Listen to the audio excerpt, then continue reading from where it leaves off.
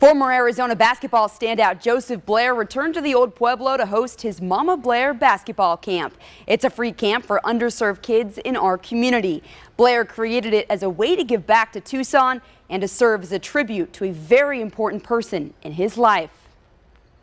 The inspiration for all those camps was my mother, Judith Blair.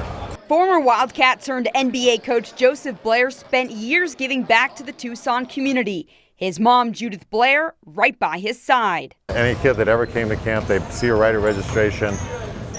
She would introduce herself as Mama Blair. Judith was an advocate for equality in sports and a huge fan of Arizona women's basketball. She passed away from cancer in 2019.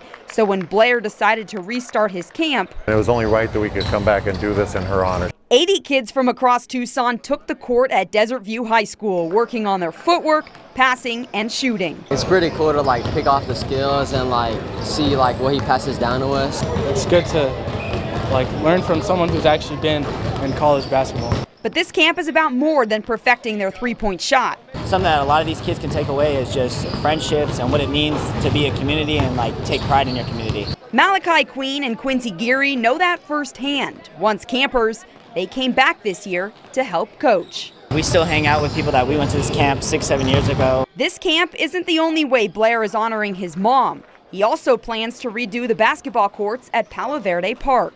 Put a cover over the top so kids can play at night, put some solar systems so they can actually have some lights to play at night, and even bleachers, scoring systems. Blair says it's the least he can do for the Tucson community. I had never felt more accepted than when I came here. And when I always think about that, it's always how can I serve this community that poured into me so much. The Mama Blair basketball camp continues tomorrow. And a fun fact about Joseph Blair, he's vegan, actually calls himself the vegan coach. So as part of the camp, kids will receive a vegan lunch from the Monica.